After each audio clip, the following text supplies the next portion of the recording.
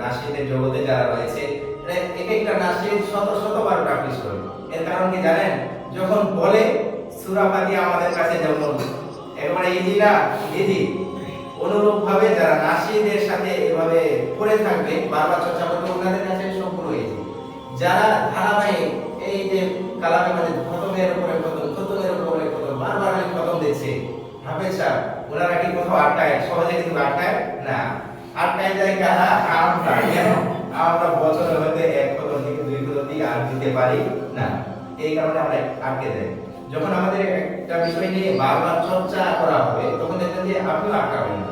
নাশিদের ক্ষেত্রে একই বিষয়, যার চর্চাটা যত বেশি হবে সে তত নাশিদের জগতে এগিয়ে যেতে পারবে।